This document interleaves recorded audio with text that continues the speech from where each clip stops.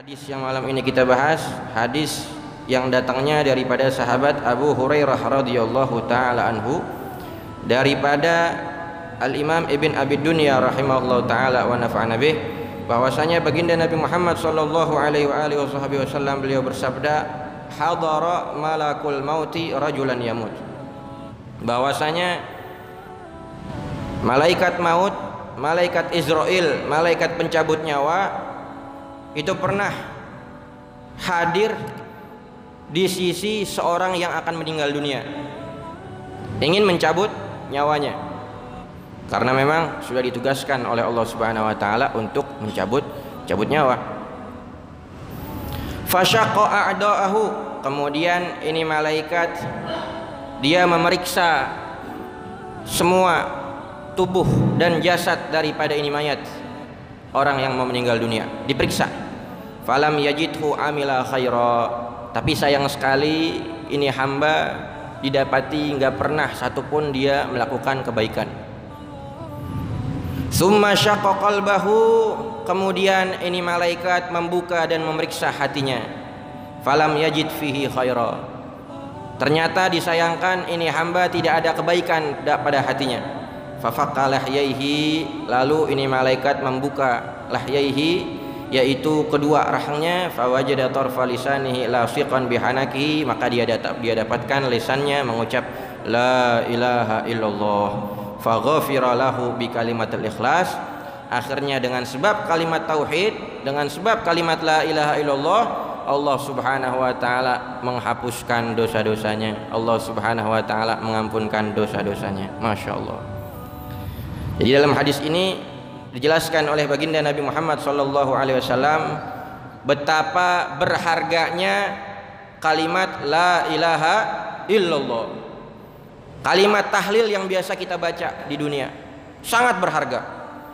Bahkan di antara cita-cita orang soleh semasa dia hidupnya, yaitu agar dia meninggal dunia di atas kalimat la ilaha illallah, terlebih Muhammadur Rasulullah. Makanya Al-Imam Ali bin Abi Thalib radhiyallahu ta'ala wa karrama wajhah, beliau mengatakan min tamamin ni'mah al-mautu alal Islam, daripada kesempurnaan nikmat anugerah yang Allah Subhanahu wa taala berikan kepada hambanya, manakala tuh hamba diwafatkan dalam keadaan membawa Islam, dalam keadaan membawa Islam. Berapa banyak di antara kita yang ketika hidup mudah untuk mengucapkan ini kalimat, tapi ketika meninggal dunia dipersulit oleh Allah Subhanahu wa taala dengan macam-macam sebabnya. Kenapa kok dipersulit oleh Allah Subhanahu wa taala? Di antara sebabnya disebutkan bahwasanya Allah Subhanahu wa taala pernah memberi wahyu kepada Nabi Daud alaihissalam, ya Daud, kam min lisanin fasih akhrajtuhu anin nutqi bisyahada indal wafah likathrati waqi'atihi binnas. Wahai Nabi Daud, kata Allah Subhanahu wa taala, ini kata Allah, betapa banyak lisan yang fasih semasa di dunianya, ketika mau meninggal dunia, mau wafat, aku persulit dia untuk mengucapkan syahadat likathrati waqi'atihi binnas, disebabkan karena semasa dia hidup banyak membicarakan aib kejelekan orang. Allah, banyak membicarakan aib orang, itu bisa menyebabkan kita sulit untuk mengucap kalimat tauhid ketika kita mau meninggal dunia.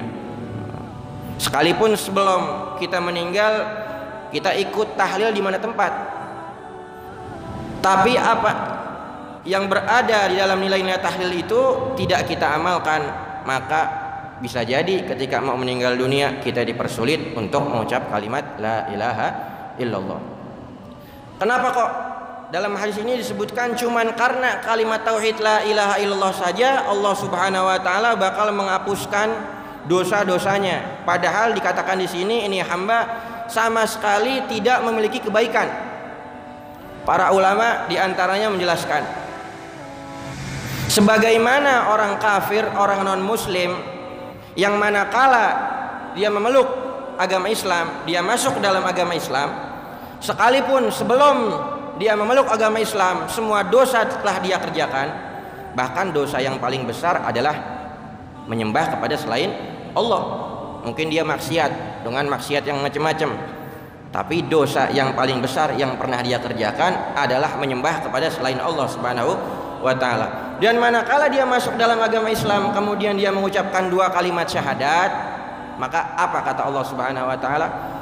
Qul lil ladzina kafaru iyantahu yughfar lahum ma qad salaf.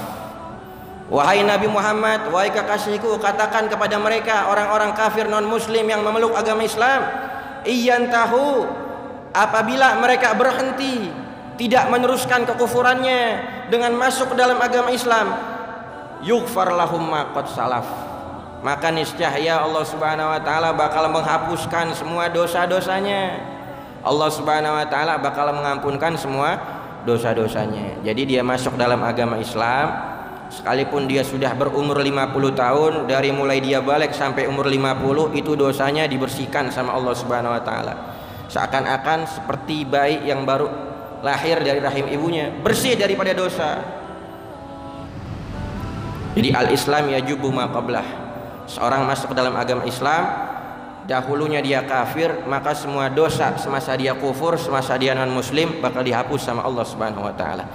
Nah, para ulama mengatakan jikalau begitu dermawannya Allah Subhanahu wa taala, begitu kasih sayangnya Allah Subhanahu wa taala kepada orang-orang kafir, orang-orang non muslim yang mereka sekian puluh tahun tidak menyembah kepada Allah Subhanahu wa taala, hanya dengan kalimat tauhid mereka masuk ke dalam Islam, kemudian dosa-dosanya dihapus sama Allah Subhanahu wa taala, maka bagaimana halnya rahmat Allah Subhanahu wa taala, kasih sayang Allah Subhanahu wa taala kepada kita seorang muslim yang dari mulai kita kecil menyembah kepada Allah Subhanahu wa taala, mentauhidkan Allah, mengesakan Allah, minta doa kepada Allah Subhanahu wa taala, tidak menyekutukan Allah Subhanahu wa taala, dan ketika kita meninggal dunia kita menyebut kalimat tauhid, maka sudah pasti Allah lebih dermawan kepada orang muslim ketimbang kepada mereka. Sudah pasti Allah Subhanahu wa taala bakal menghapuskan dosa-dosanya.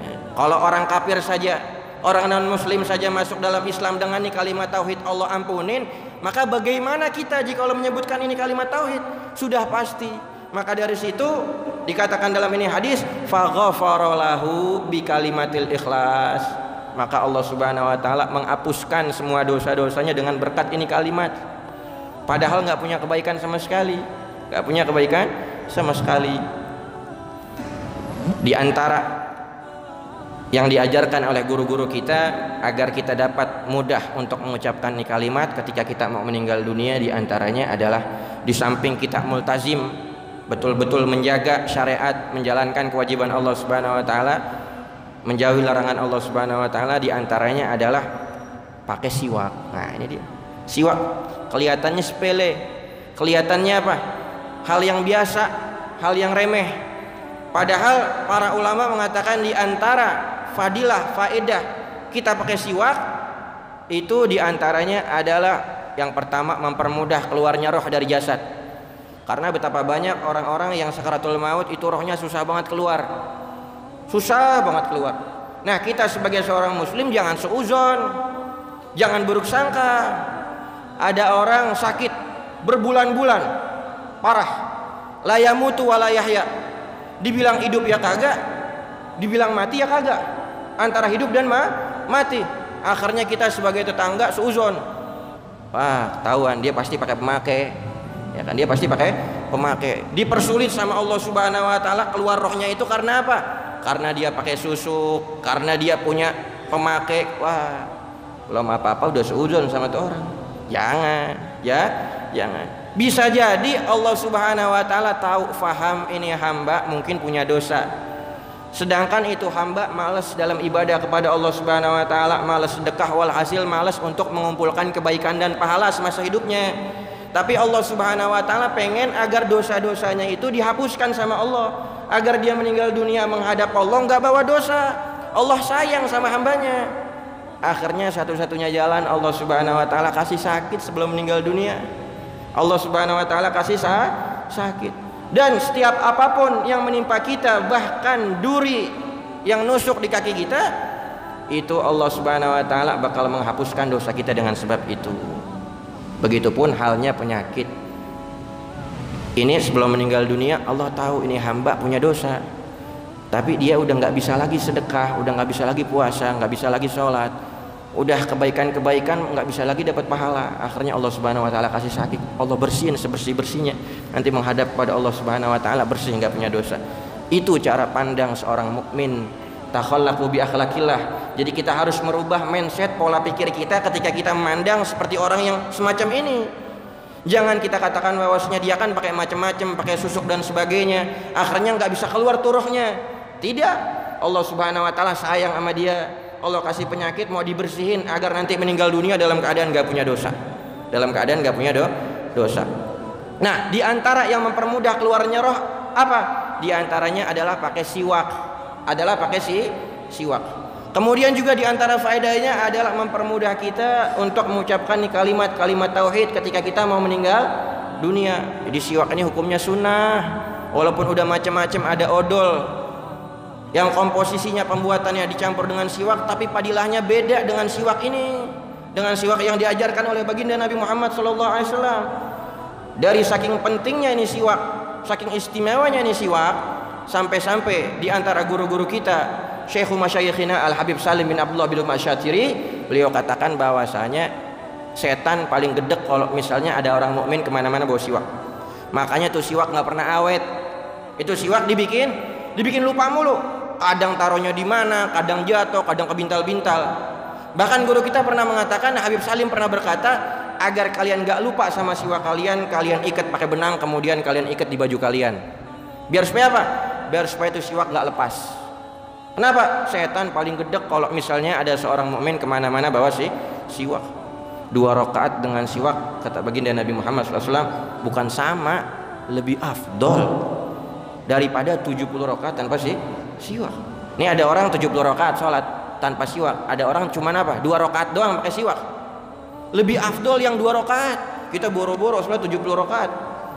Nah, dengan 2 rakaat kita pakai siwak itu lebih afdol ketimbang 70 rakaat tanpa siwak. Kita kalau di dunia ya kan jadi pedagang, kita kan pengen untung, pengen laba yang banyak, sebanyak-banyaknya kita kumpulin.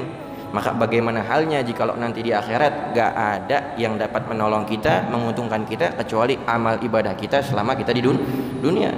Bagaimana caranya? Dengan cara bersiwak.